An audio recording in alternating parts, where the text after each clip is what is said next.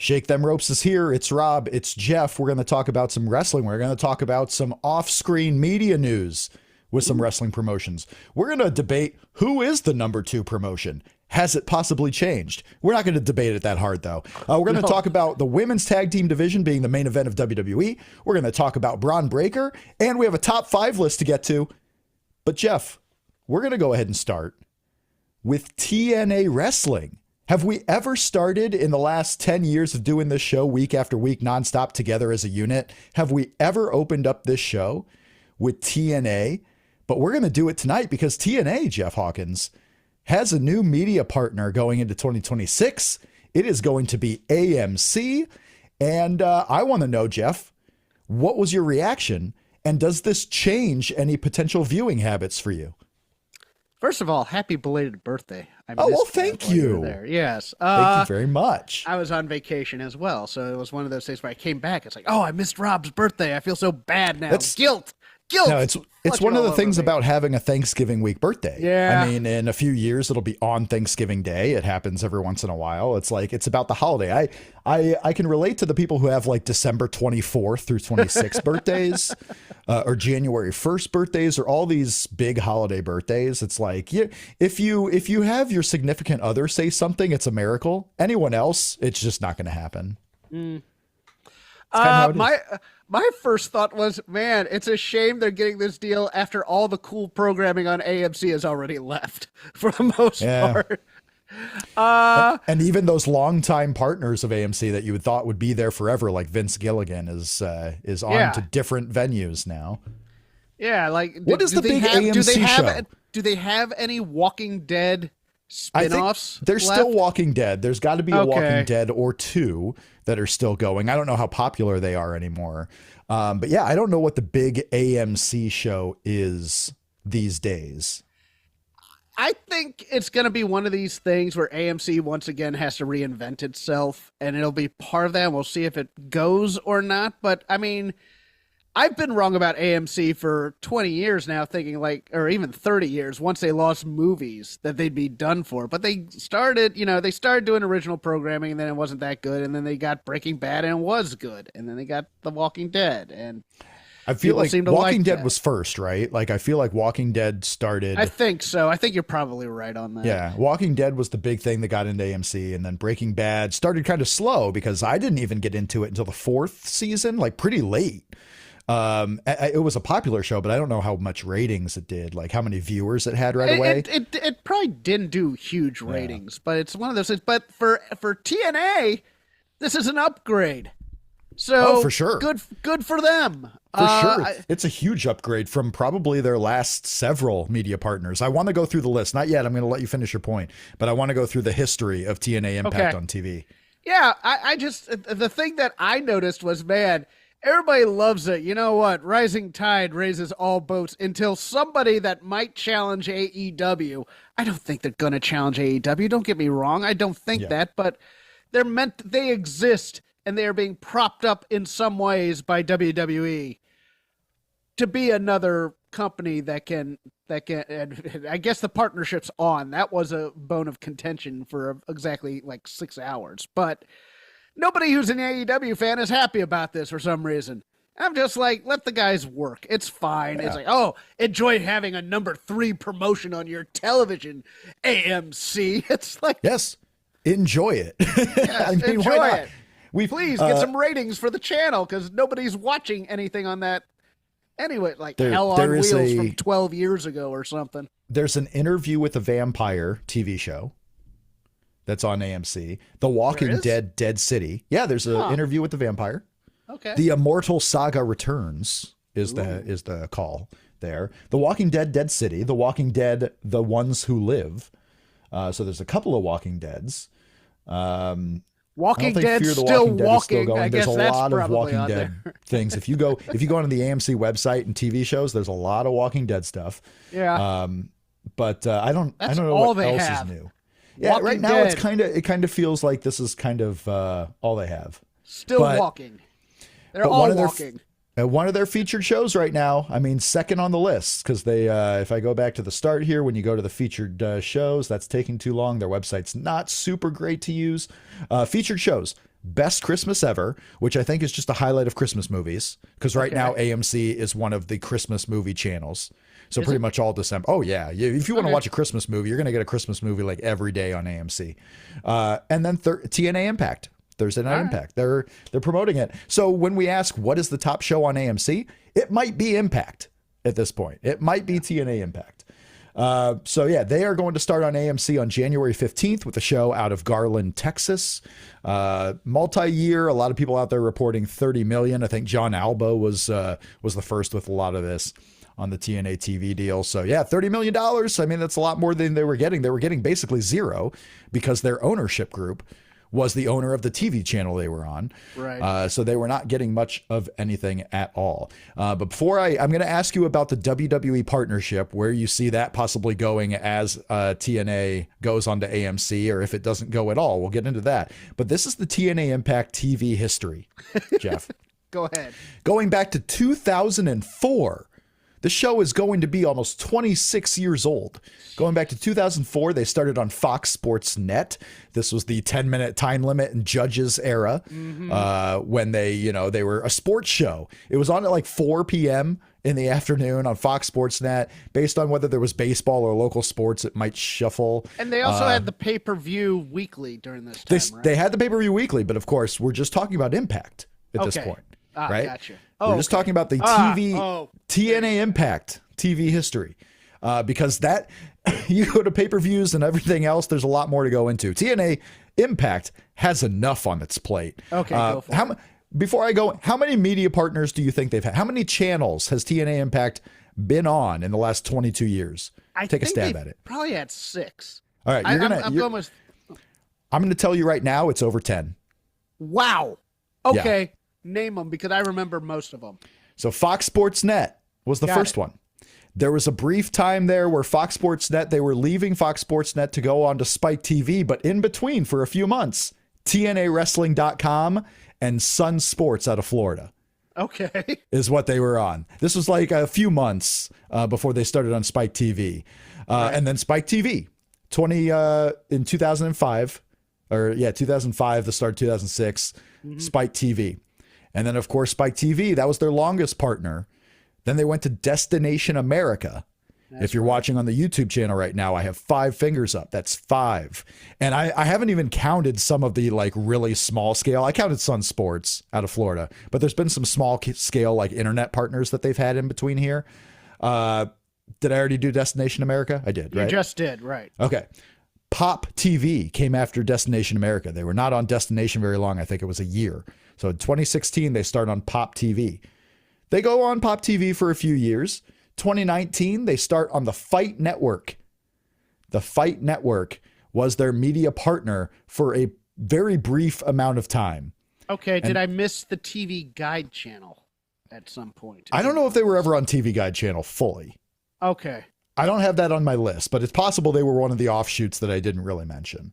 All right. Okay. After Fight Network, it was Access TV.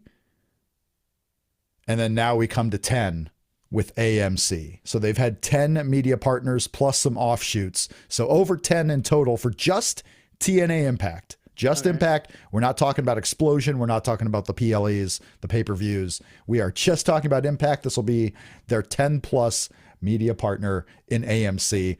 Does this change anything for you? And where do you think the WWE partnership might come into head with this? No, changes very little for me because Yeah. I haven't watched it in ages, to be honest with you. Yeah. At least it'll be available now. Like I don't have Access TV on YouTube TV. Yeah, no, that's true too. So, yeah, Access I have, but I never watched it. But I watched Ring of Honor when it was on Access back in the day too. So, but as for the WWE partnership, I find it interesting insofar as it's useful now, especially for women's wrestling. Okay. Because for NXT, it's useful to me. I think having some of the NXT kids go over there and wrestle, and even some of the ex-TNA talent that they poach to bring over to NXT, due to the name recognition. I think it's a good thing. I don't see it as a huge benefit for TNA, though. That's the weird thing. I see it as a plus for WWE, so they don't have to cut people. That's the odd thing about They this. get a place to have some exposure, even TV exposure for some of the folks that aren't on NXT weekly. At the same time, now you can say that, yes, some of the TNA talent have gotten bigger exposure and bigger name brands, but then WWE just signs them. In the case of like someone like Joe Hendry, Jordan Grace, they don't, and then they don't do anything with them, which is phenomenally funny to me. Right. So there's a lot of reason why WWE, and then of course if you're TNA, maybe there's a money component that no one's reported on, but it gives them payroll. That's all they need, really. Giving them a little bit of talent infusion, and just the fact that they're working with WWE is valuable in itself. Like being on the good side of WWE probably helped them out with this TV negotiation. Not that WWE helped them out specifically or directly, but the fact that they're working with WWE is probably an eye opener to some executives out there. So I think it's been pretty beneficial to them. There's been some conflicting reports. The reason why I ask you, like, where do you see this WWE partnership going with TNA? Is there's been a lot of conflicting, like, because of this contract, is there a 90-day out clause where WWE can get out and stop working with them? Could WWE get out probably anytime? I'm sure they could. Yes. Do they want to right now? Probably not.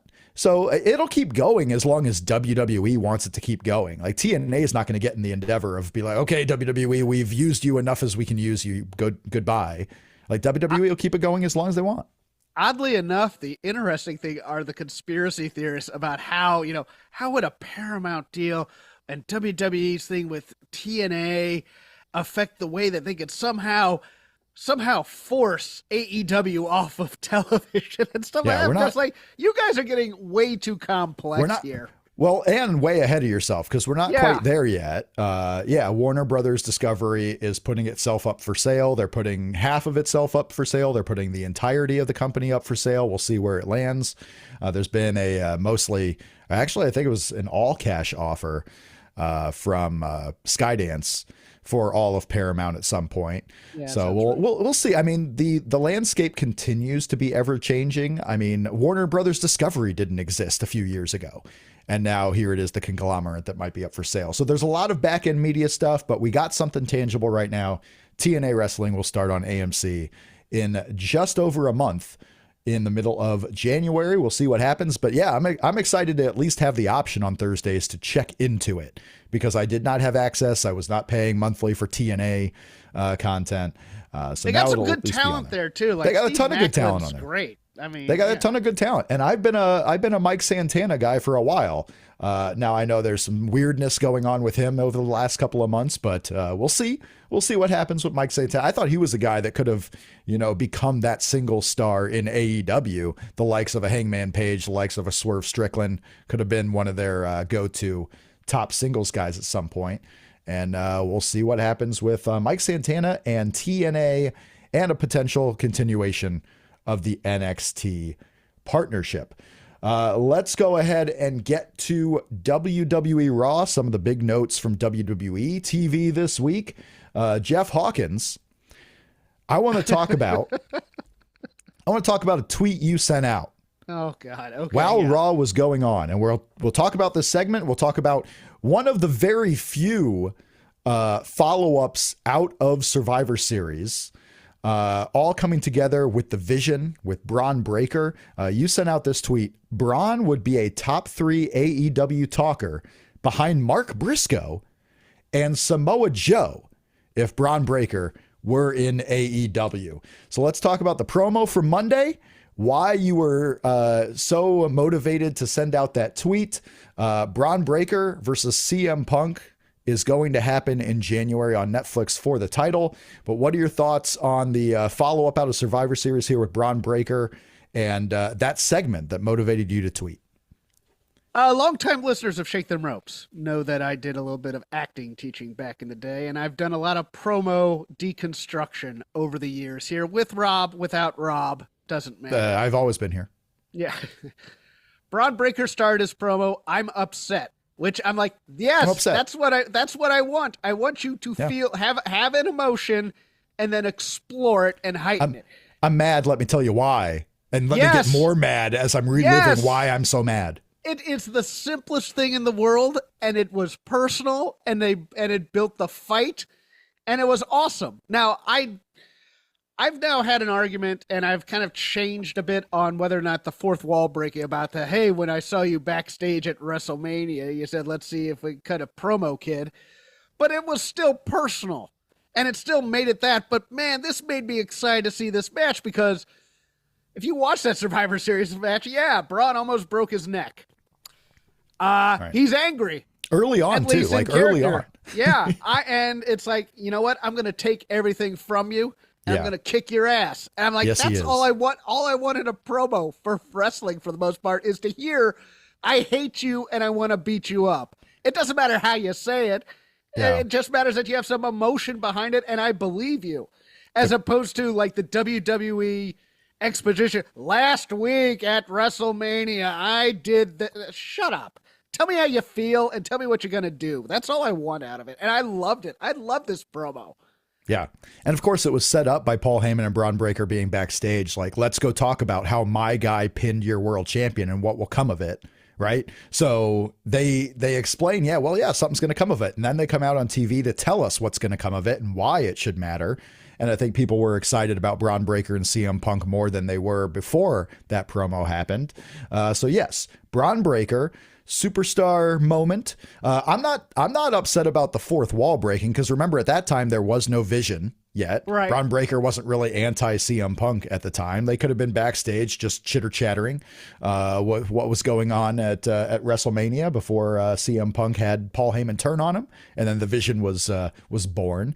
But yeah, it's like, hey, hang with us, kid. Are you gonna hang with us? You've been I'm the main event of WrestleMania. You've been on the come up. Are you gonna be able to hang with me? And now a year later, we're gonna be able to see if he can hang with him in multiple facets. And he cut it directly into the camera, which is also something that I really want. Into multiple camera. The camera kept shifting on him. Yeah. The camera kept shifting on him and he had to find it. He was finding his light. He was finding the light on the camera and he got there. Yeah. But he got there and it was a great moment. It was actually something. I mean, Logan Paul was back there being like, oh, I didn't know Bron Breakker could do this. Yeah. I didn't know Bron Breakker could. The mic. I mean, we have another mic moment in WWE where the microphone just smoothly transitions from one person to another. We've been seeing the Brock Lesnar throwing the mic to Roman Reigns forever, and now we're going to be seeing the Bron Breakker to Logan Paul mic drop. So yeah, it was a great TV moment. It set up some future of the TV. This was an A+ win. Now tell me why Bron Breakker to you is so much better than everyone in AEW because of that one segment. Because nobody could cut a promo in AEW worth a damn. And it drives me nuts. Everything's based on good wrestling as opposed to building a feud. Right. It's not always the talent's fault. Most of the time, it's not the talent's fault. It's not like everyone's getting promo time. It's just Kazuchika Okada is going into match three straight weeks just out of blue. Kyle Fletcher used to get some mic time, but doesn't really get much anymore. Whenever he's in a segment with talking, it's Don Callis talking.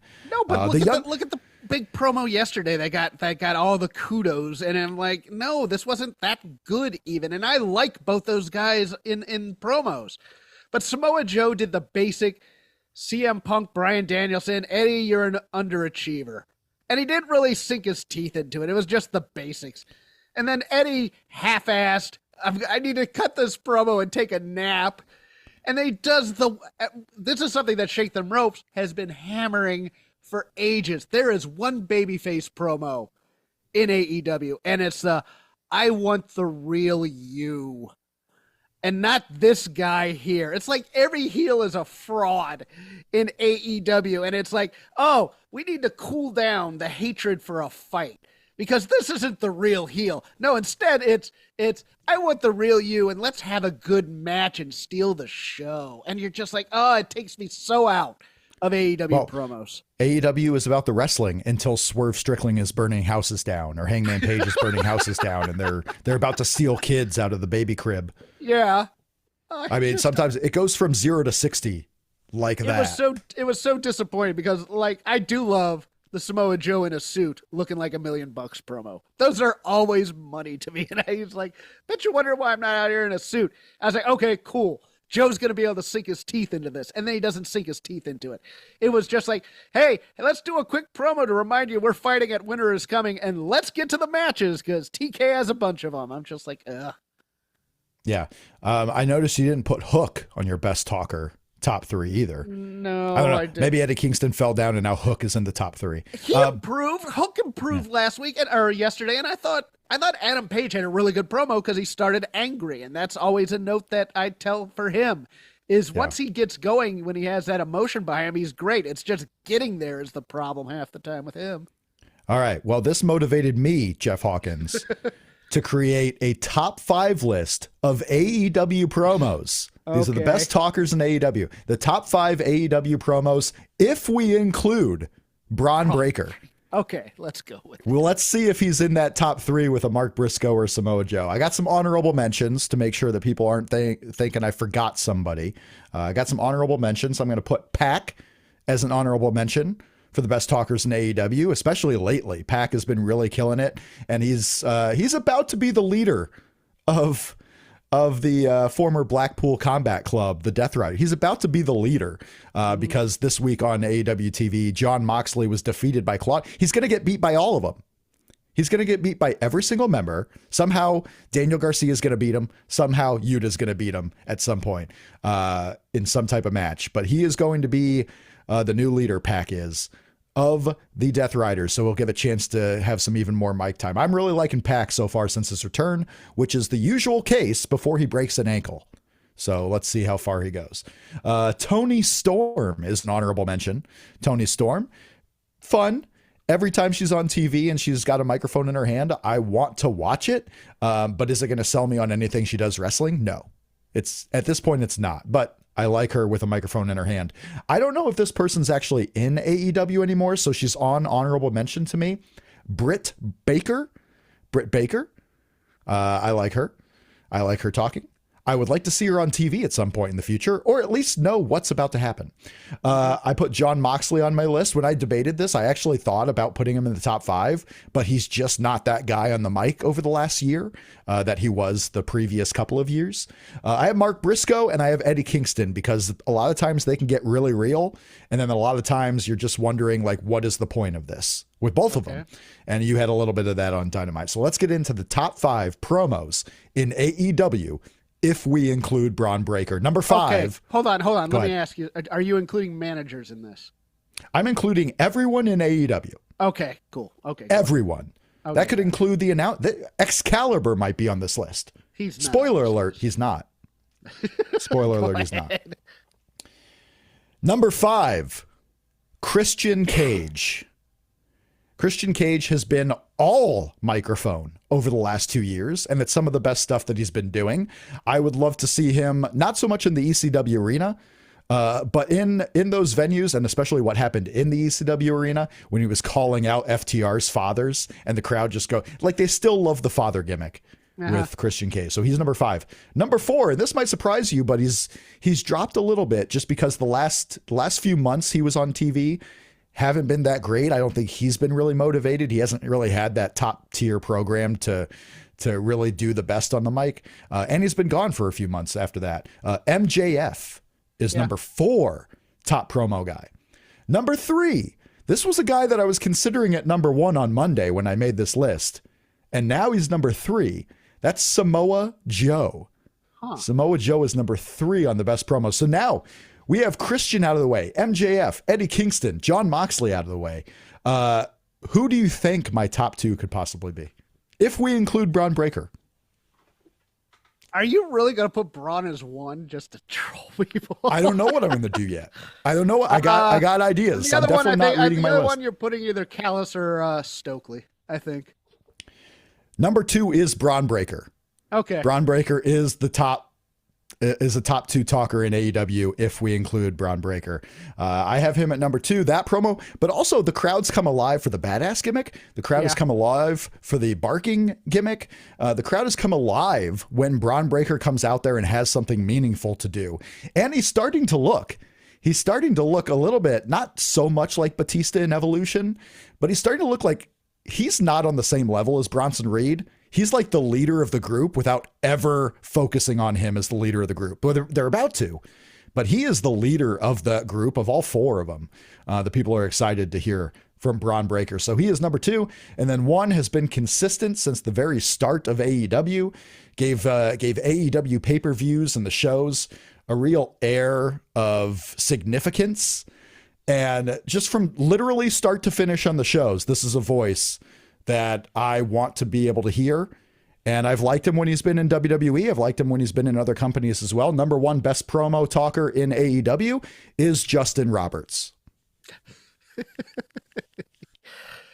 I had Joe, Mark, Bronn, and then I went with Kingston when he's focused and not talking about his mental issues, and then Fletcher. I actually took Moxley out. I took Moxley out of my top 5 because he rambles so much. He rambles, and he doesn't have like. I kind of want this Death Riders thing to get going here with the kicking out of Jon Moxley. I know we're in the beginning stages of it, or maybe the mid stages at this point. But I kind of want good. Fletcher's too good not to put on the top 5. And Fletcher's really good, but the problem with having so many members, and now Okada and Takeshita, those two going at it, he's just kind of been lowered in the importance, and there's not enough time for him on TV. And if you give him 20 minutes on Collision, I'm sorry, I'm just not going to watch it, because Collision is the show that does not matter. Right. So it's got to be on Dynamite. You gotta be focusing on this guy, and we'll see what happens next with the TNT title. So that is my top 5 promos in AEW. We'll see if those change over the course of the next few months. Let's talk about this WWE Saturday Night's main event coming up. In just a couple of weeks now. At this point, we have our main event, or possibly the opener, if you're paying attention to John Cena television interviews in promoting this event. John Cena versus the winner of Gunther and LA Knight. We will know by the end of tonight being Friday, as you are listening to this. We will know that by the end of tonight who John Cena's opponent is going to be. If it's going to be just Gunther, just LA Knight, or somehow both of them, because we're still in that era where we have to wonder. Oh, God, yeah. We still have to wonder. But John Cena is going out on top or on his back. We don't know yet. Saturday night's main event. Who is going to win this tournament, and why is it Gunther? Yeah, it's Gunther so that Cena could put him on his shoulders and try and do a super move one last time. It's also the guy that he has the chance to have the best match with, that he can go out with like a banger, if you will. So I'm not hating on it. I hope it is Gunther. I hope they have not deviated to LA Knight. Okay, but do you hope that Cena wins or loses? I don't care. But I think Gunther is going to win, and I have a theory on why that might be.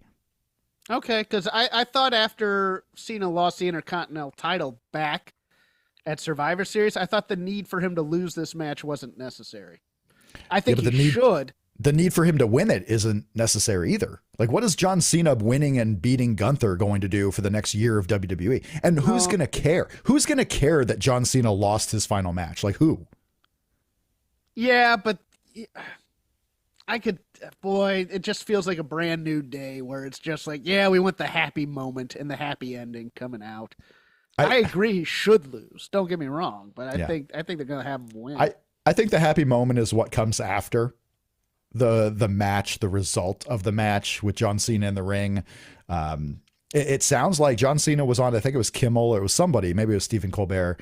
It was on the talk show circuit promoting the show. And he's kind of making it seem like he'll be the opener of this show. And then they get into, what comes next with the NXT, whether it's NXT versus WWE talents, whether it's NXT versus NXT talents, whatever maybe it's mystery card, right? Like maybe this is going to be WWE mystery vortex where you just don't know all the people who are going to be on the show yet. Here's the other interesting thing about this tournament is it took a tonal shift. In that I thought, when Penta injured himself and they took him out and it was Solo, but the plan was always for Solo to win that and for it to be Solo versus Gunther, which seems to indicate a slight babyface. This is where we're turning him. because the crowd can turn him very easily, because Gunther's thing is he's a jerk, but he's a jerk with a certain moral compass about him in terms of respecting who fights and who doesn't and stuff. So it feels to me like they're almost like, and even LA Knight, they've been kind of giving him a bit more of a heel edge here in the past few weeks. It feels like this isn't going to be a heel Gunther versus John Cena. It feels like almost a babyface versus babyface match. I was thinking when he came back, he had the change in music, that maybe it wasn't going to be an outright babyface turn. Right. He was going to come back. He was going to win a lot of these matches. He was going to go in there with John Cena. And he was just going to play it straight up until there, where it's like, let the crowd decide if he's a good guy or a bad guy. But he's still doing a lot of the heel mannerisms where he's like, wiping dirt on the opponents afterwards and doing some of those, quirky heel mannerisms. So it's like, okay, well, maybe they're not doing that and Gunther's just going to be the bad guy. But he's not talking a whole lot. And they very well could shift his direction just based on how the crowd reacts to Saturday Night's Main Event. Or maybe they're just giving him this win and then we'll worry about where Gunther is going afterwards, because right now he's not in the world title picture. He's not in the Intercontinental title picture, which I thought when John Cena won the IC belt that it might be a shift to get it on to Gunther so he could be like the fighting champion on TV, because that's not going to be CM Punk every week. If CM Punk has one Raw match a month, I'd be shocked. I think it's going to be like more like one every 2 or 3 months. But obviously that's not where they're going. So I don't know what Gunther has after here to do, because if it's going to be Dominic Mysterio, he has to be the babyface. So maybe that is where they're going. I also realize why they're going to do this. First is to avoid what happened with Goldberg on his retirement, and he didn't have time for a speech, and they're going to do a Cena speech here. Oh, they're going to do – that's what I'm saying. That's why the moment is going to be what happens after the match, the Cena speech, whether it's talent come to the ringside area to like show their respect for him or whatever the case may be. The result of the match itself is not as important. Does Dwayne show up? For a Saturday Night's Main Event show on Peacock, no. I thought to complete the angle or whatever. Okay. There's no more angle to complete. It was completed already. John Cena turning babyface completed that. They're not going to get a completion of the Rock John Cena storyline on his last night when he has nothing else to do. No, you're right. You're right. Yeah. You're correct. As always. But yeah, so that is your Saturday Night's Main Event. We'll see what happens with the NXT superstars. But on this Gunther fact, so if it is Gunther indeed, and we have Gunther versus John Cena, and Gunther does win, like you brought up earlier, this will be the second hero now that he has put down on Saturday Night's Main Event to end their career. First Goldberg, now John Cena. I think we could have some legs with Gunther being this new legend killer, being the guy who retires people. And we're talking about possibility of Chris Jericho coming back for a retirement storyline in WWE. Randall K? There's still a guy on SmackDown who comes out very often without pants named Randall Kennedy Keith Orton, who is the legend killer. And you got this new guy, Gunther, in town. I think Gunther's going to be the guy that puts out Jericho and eventually Randy Orton. Huh. I like that. I'll take it. This is the setup, like Undertaker streak level setup, where 5 years down the line, we're talking about Gunther cutting a promo about how he's ended the careers of these legends. He could take out Kevin Owens when he comes back. I'm the legend killer. Yeah. He could take out Kevin Owens. Well, that would be a long time down the road, I think. Like, I'm thinking strictly guys who are about to bring Billy Gunn back for a night so Gunther could kill him. Have Booker T come out to wrestle one. I think I actually think there's a chance here. R-Truth? He could take out R-Truth. R-Truth? Yeah, and not a lot of these guys are going to be done anytime soon. But you have something here with the fact that he could be the guy who puts down Goldberg and John Cena. Yeah. Why not run with it? Why not make this the new Undertaker streak? AJ Styles is looking to retire soon? This is what I'm talking about, man. Okay. This is the guy who ends careers legitimately, and then you have Randy Orton versus Gunther in a serious match where You've maybe Randy. Me into this. I really like this. I like this a lot. Then if I was included, maybe I'd be a top 5 promo in AEW. talked you into buying a ticket, didn't I? The last thing I want to get here on the WWE Raw side, it was the main event segment of Raw. We talk about the women's roster in WWE on the main roster side. A lot of the main eventers on the main roster are currently intertwined in this WWE Women's Tag Team Championship division. Is the tag team title division in WWE the new top dog when it comes to the women's division? Because you have Alexa Bliss and Charlotte, you have Roxanne, you have Liv Morgan somewhat in this right now, although based on Raw, she's going to deviate quickly back to the singles picture. But you have Nia Jax, you have the Kabuki Warriors, you have Rhea Ripley and Io Sky all into this women's tag division right now. What do you make of the tag division being like the top guy, the top women's draw in WWE at the moment? This was really a smart pivot by WWE that they did not want to see Rhea and Io fighting each other. Right. They don't. Not right now.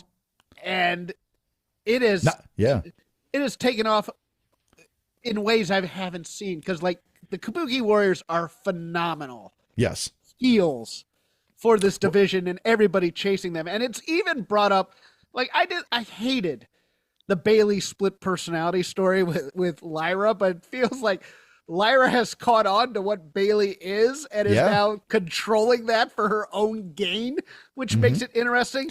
I didn't even mention those two, but you got, the Judgment Night team is really, really good. I really like Roxanne and Raquel's interplay more than I liked Liv and Raquel. I think yeah, no, they're great. And at least they're going to hold off. Maybe they won't do it at all, but they are going to hold off on any potential drama between Liv and Roxanne. They passed that torch with Liv handing Roxanne the tag belt to hold up at the end of Raw. I didn't even mention those two, Bayley and Lyra, but you're right. I mean, they are stacking a lot of talent right now in this WWE women's tag division. Now, part of it is because they got some work to do to get over Jade Cargill as the women's champion on SmackDown. Stephanie Vaquer is over, but she's kind of, she's had the Nikki Bella segment. She's had some weirdness because Naomi had to leave WWE for her pregnancy. She's had kind of a weird summer and they got to get her back on track. So you don't want to get her back on track with like main eventers. I even think they hold off Liv possibly all the way to the Royal Rumble or even after. So get Stephanie Vaquer back on track. Becky Lynch is kind of doing her whole thing right now with the Intercontinental Championship with Maxine and Natty possibly come. There's a cool note for future Raws too, that we're going to see a darker side of Natalya, the Natty Neidhart character she's been doing on Bloodsport and whatnot. The women's tag division right now is where they're putting all the big stars. I kind of worry as we head into WrestleMania what that could mean. Like, will they still all be in this division and we're just going to get a four-way with all these teams down the pike? But this is where the women's division is at right now, at least on top of the mountain. It is the tag team division. Even Charlotte and Alexa is working better than I thought it would. It's working great. Like their angle stunk for a good 3 weeks there. Where are we friends? Are we not? And now they're kind of clicking. And they're best friends. Huh? Okay. Yeah. They're best friends. Charlotte's calling Alexa her best friend. They really do have good rapport back and forth when they're cutting the mic on and cutting their promos.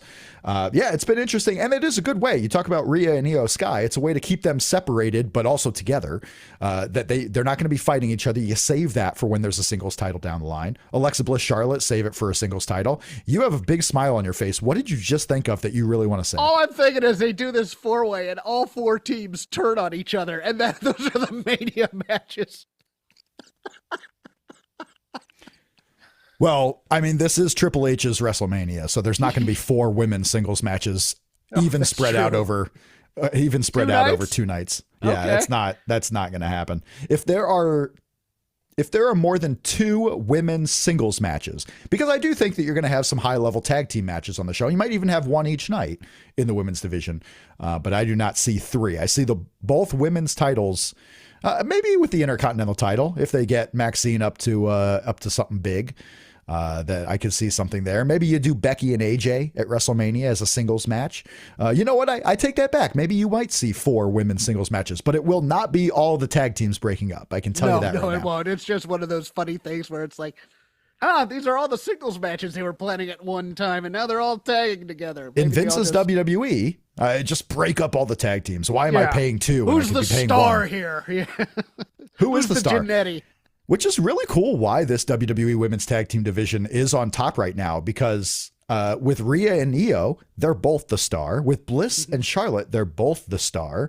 With Roxanne and Raquel, maybe less so on the Raquel side, but they're kind of Shawn Michaels and Big Daddy Cool at this point. Like, they have their back and forth play, and Raquel gets as much time talking in the Judgment Day segments. She gets her stuff in, and it's good. Yeah.